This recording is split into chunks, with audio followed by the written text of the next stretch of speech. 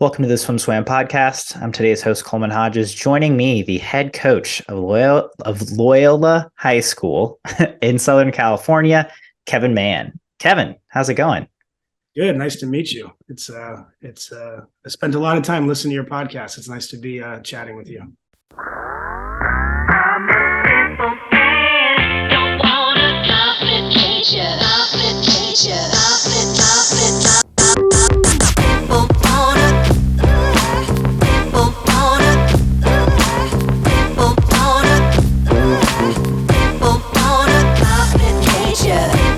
Yeah, I'm excited to get your perspective on a myriad of topics.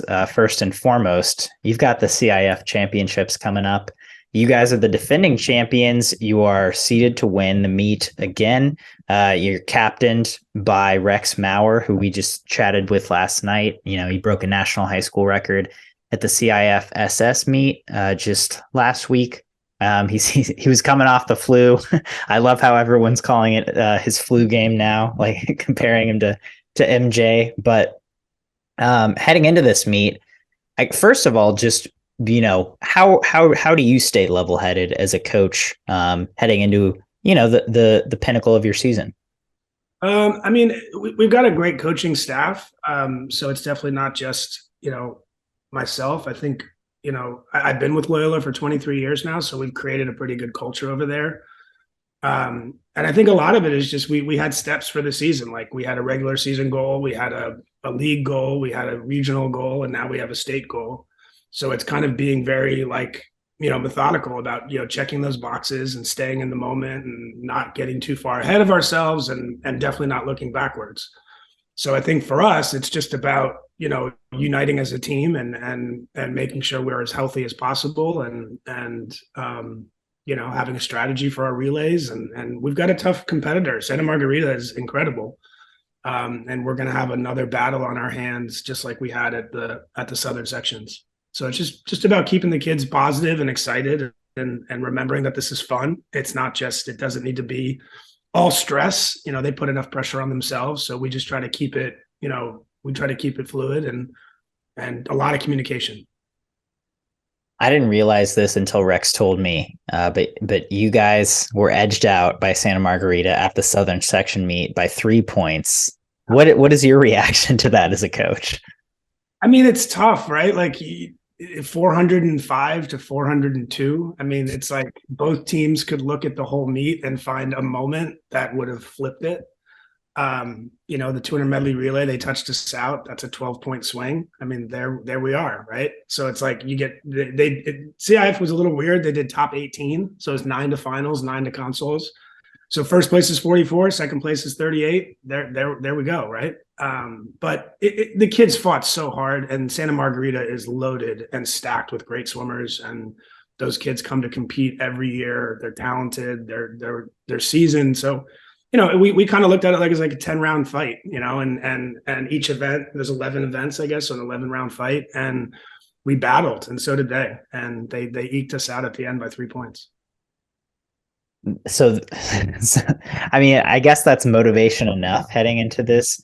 For sure. But how do you rally your guys, and make sure that they don't go down from that or get discouraged from that, but rather keep their eye on the prize and say, hey, now we should have motivation heading into this final meet of the season. Yeah, I mean, I think I told the kids on Friday night like how proud we were of them as a coaching staff. I mean, the last event's the 400 free relay, and they knew at that point it probably wasn't going to happen. We needed Santa Margherita to get fourth, and we had to win. And I didn't see a situation where they weren't getting second or third.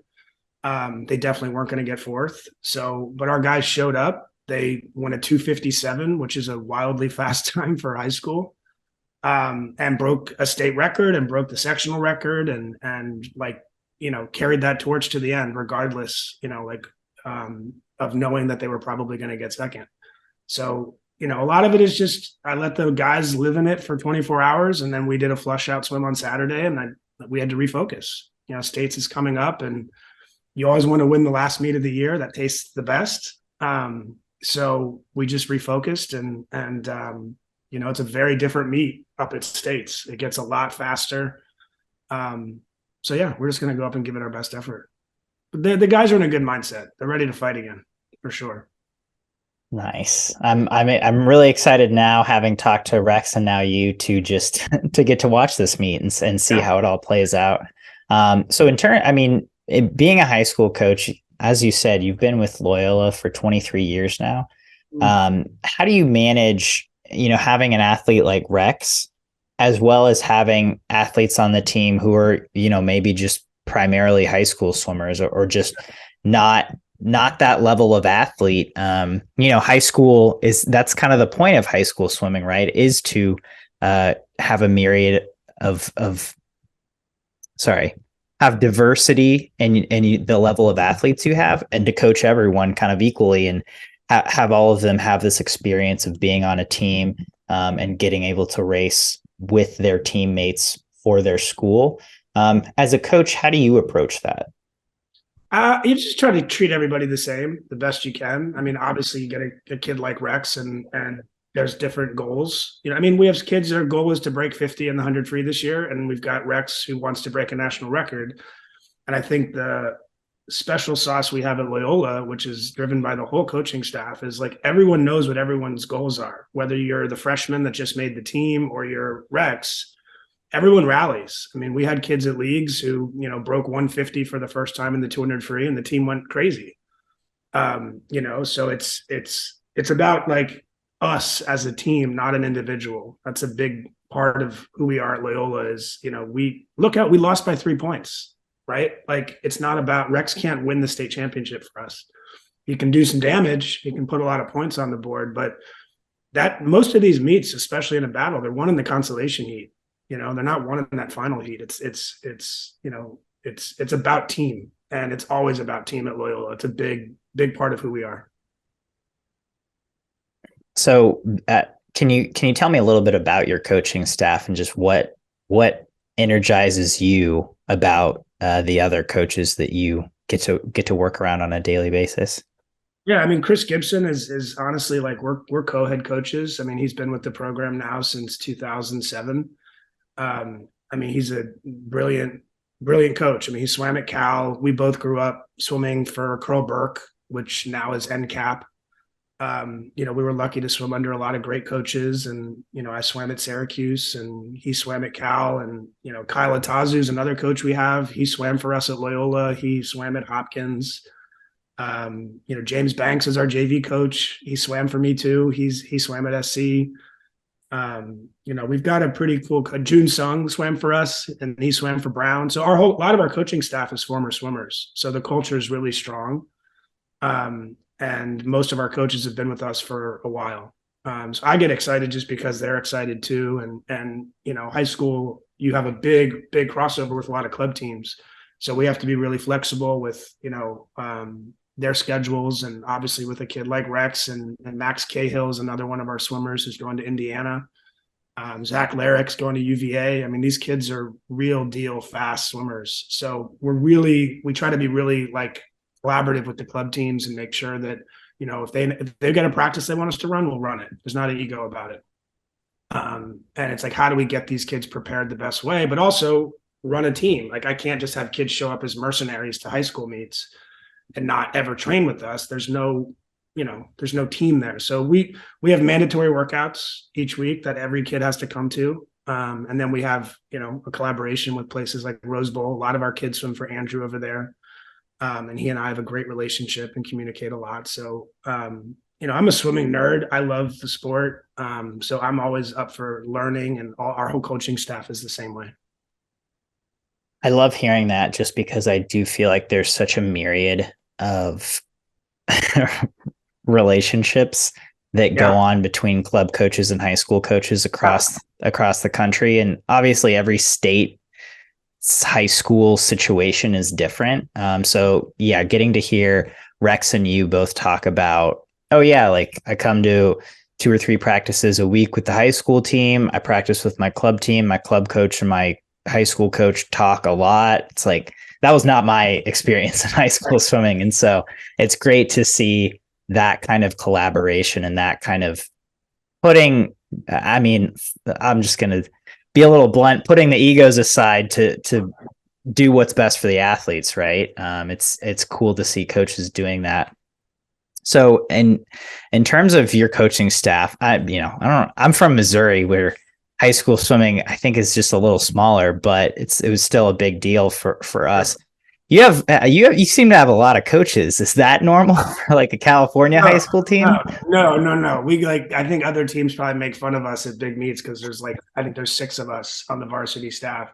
And that's a big shout out to Loyola for, I'm not a teacher at the school. So, they've been very supportive of me putting together a staff that helps cover every workout and make sure we're always, there for the kids. Cause we have a lot of kids who swim with us full time during the high school season.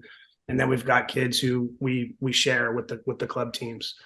But no, having 6 coaches on a high school swim team is not normal. But Loyola is really supportive, and I think they've seen the commitment we've made to them, and they've made the commitment back to us. Yeah, which is just great to hear. I mean, that's awesome. How big is the high school team in total? We had about 25 kids this year on varsity, and then there's about, I want to say, 40 on JV. So from a swimming perspective, 65 kids on both teams is pretty big. It's become a popular sport at the school. So we've got a pretty big high school team compared to the average high school. No kidding. What kind of pool are you guys working with? We got a 9-lane 25-yard pool from the early 80s.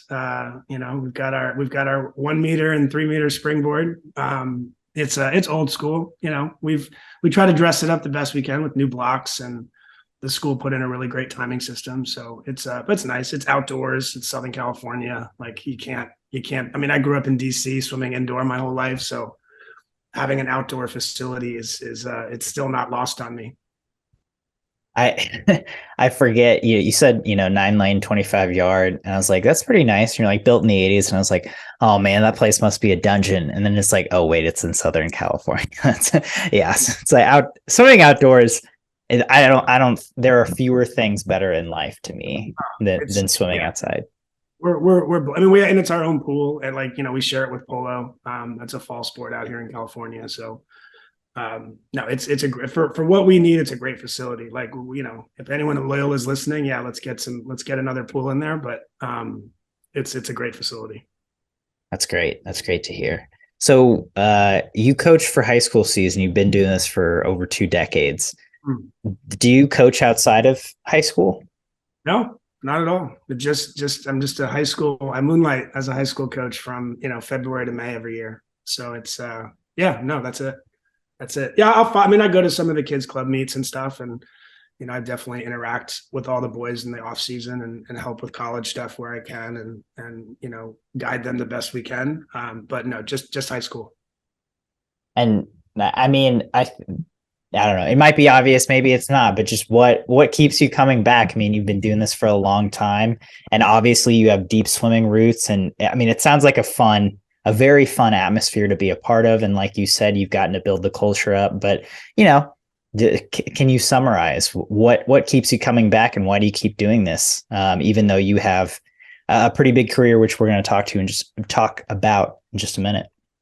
Honestly, I think it's just working with the kids. I think I love swimming. Half of it is I'm just a swimming nerd. I would be watching swim meets and all that stuff, regardless if I was coaching. I'm in a really funny text chat with a bunch of guys I grew up swimming with in DC, and the whole text chat is about swimming. I mean, it's nonstop. You get a lot of love in there. So it's just, I think part of it. We share your podcast all the time. But I think a lot of it is just, working with the kids. It's also a good break from my day job. It's a really nice separation. And having an impact, even if it's a small impact on these kids, it's very valuable and very, rewarding. And it doesn't hurt that we're pretty fast too. It makes it fun.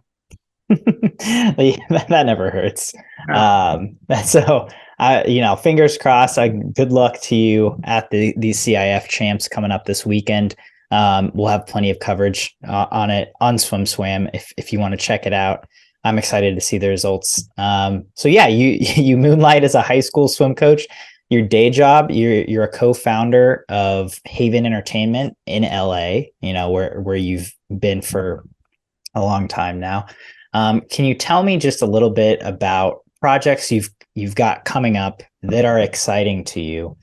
We were just talking about this off camera, but you've got some cool ones in the works, and you've also got one that is pretty directly related to swimming and athletics. Yeah, we just finished a movie with Hallie Myers Shire directed it. It's with Michael Keaton and Mila Kunis. We just literally finished shooting yesterday. So good timing to refocus on states this weekend. I'm doing a documentary series kind of on the history of Death Row Records and kind of a look into Snoop Dogg's life. That's like a 4-episode like doc series that we're shooting now. And then going to work on a mental health and sports documentary with one of my partners, Jake Pashinsky, and Mark Ankner. We're gonna try to dive into the state of mental health in sports and how we got here, and how do we help young athletes really prepare themselves for the rigors of success and the up and down roller coaster that is sports and media coverage and all of that stuff. I mean, obviously we see it with tennis and swimming, and a lot of people need to take mental health breaks now. And so what can we do as a community to support these young athletes? I mean, being in the unique position that you are of, as you said earlier, being a member of the media as well as a swim coach, a member of the athletic community, are there specific things you're targeting or just you think need to be highlighted in this film of this is how we as a community support our athletes?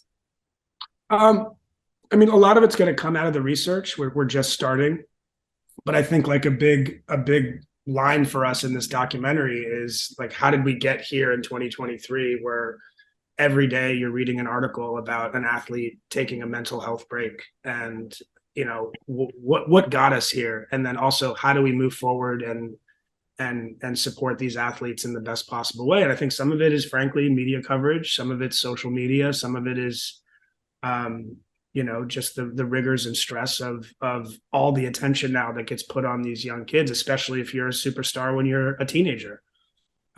Where does that go? How do we help these kids understand that like success isn't just winning a gold medal? It's not just making the NBA. It's not just making, the PGA Tour. And how do we help these kids, grow into young adults and support them in the way that they deserve?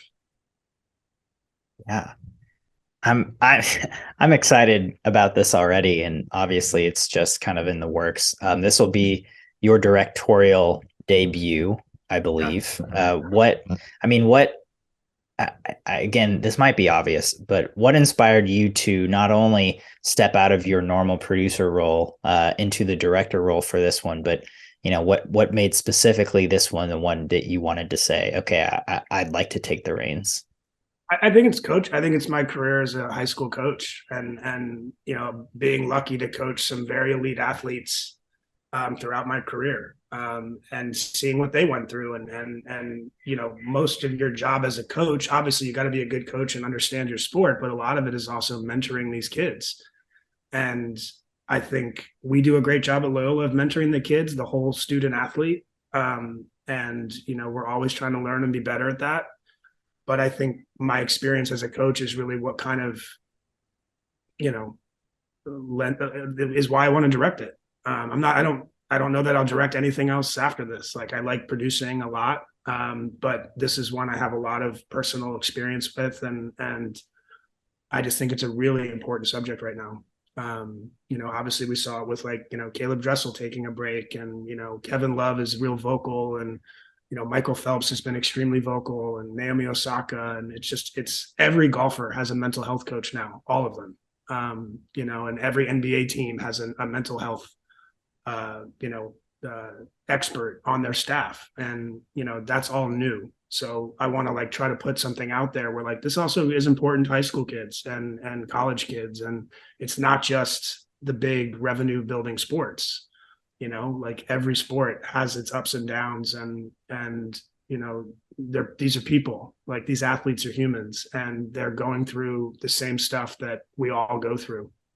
And I want to hear the athlete stories.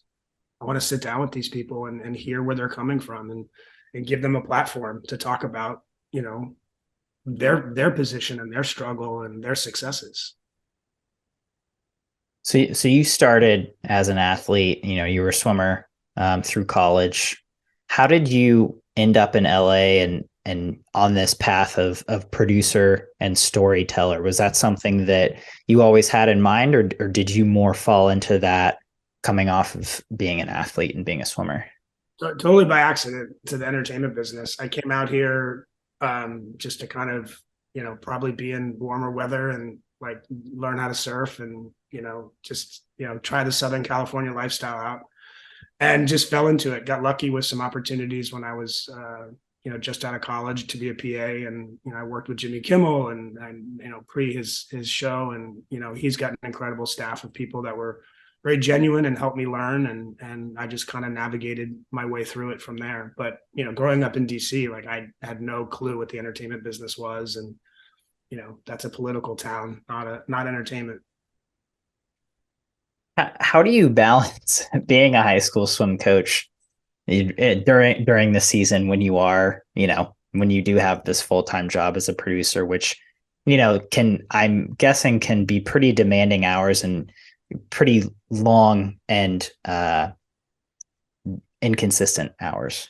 Yeah, sometimes pretty poorly. It's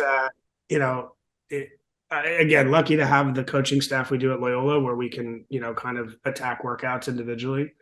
But yeah, making a movie this last 2 months while coaching high school swim season, I think most everyone who worked on the movie and most everyone who worked at Loyola is like, what are you doing? How are you doing this? You were where at 5 o'clock this morning before we shot all day? Even on Friday night, right after sectionals, I had to drive back to set, and we shot till 4 a.m. So, I was at the meet from 2 to 9, like Rex was saying in his podcast. And then I went to set till, 3 a.m. that night. Holy moly. a lot of back and forth, but I love it. It's something I really love to do. And I think in January, when I saw the schedule coming, I was like, this is going to be ridiculous, but just, get to May 12th was my whole kind of game plan. And we're close. We're very close. Yeah. Wow.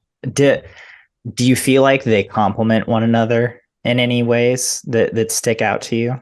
Oh, for sure. Yeah. Being a coach and being a producer are not really too far off each other. I mean, as a producer, you have to kind of, help manage the set, make sure all the heads of departments are communicating well, and, dealing with the talent and the director. And so it's a lot like coaching. It's a lot of personalities. It's a lot of, collaboration, ego. You got it all, right? It's being that kind of go between. As a producer, you kind of have to know 10% of everybody's job, right? And then really trust that the people you hire are going to crush it. And they do. I mean, there's so many talented people here in LA working in the entertainment business. And a lot of my job is just to guide and to be, to help everyone do the best job they can. So it's a lot of crossover. I've learned a lot. Coaching has made me a much better producer. There's no question about it. I mean, I got a long way to go, but coaching has definitely helped. Yeah. I mean, that's always cool to hear. And I feel like in my own experience coaching, I feel like you can carry most anything into coaching and kind of apply it and use it, and then vice versa. Just because it is, you're teaching people what you know. And you're trying to do it in a way that's genuine to yourself. You learn a lot from the kids. I mean, I learned so much from the kids, like how to listen better and how to coach different personalities. And, it makes you a better coaching is a good life skill to go. It goes both ways. I mean, the kids coach us too. We have to listen to them and be on the same page. Could not agree more. I am curious, and this is like purely for my own self-indulgence. So I know you're working with high school athletes and then, adults in the industry, but do you see similarities between swimmers and actors? as species? Because from my perspective, like they're both like, these creatures of habit and total weirdos that are like trying to perfect their craft. Yeah. But, you working with them have probably a better perspective than me.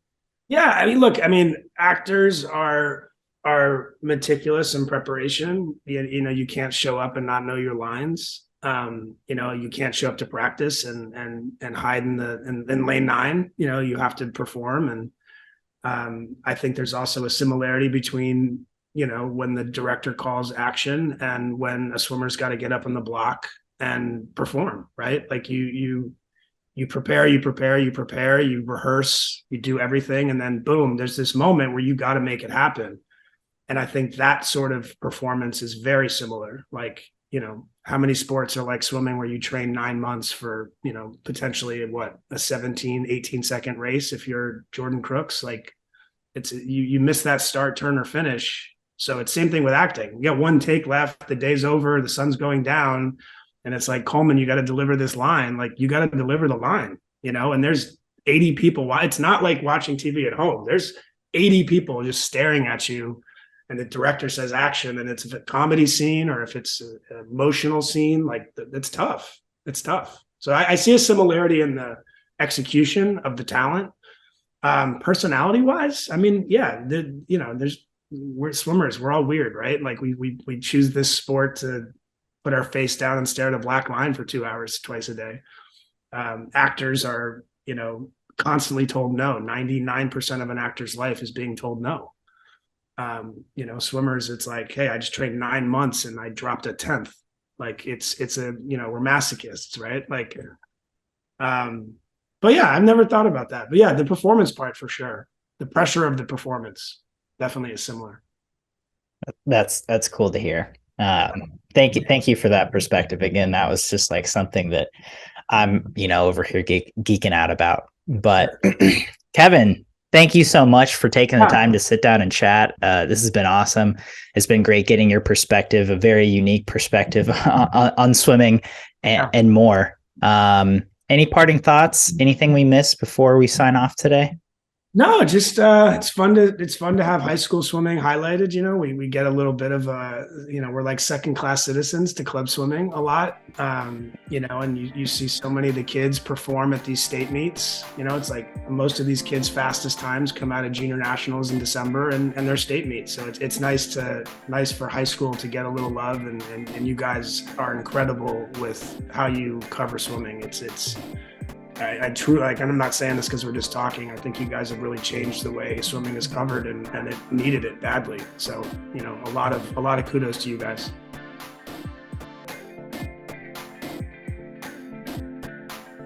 You've been listening to the SwimSwam podcast. Stay tuned for new episodes every week. You can take SwimSwam podcast on the go by subscribing on your favorite podcast platform. Look for links in the description below, and be sure to subscribe to our YouTube channel for more videos as well.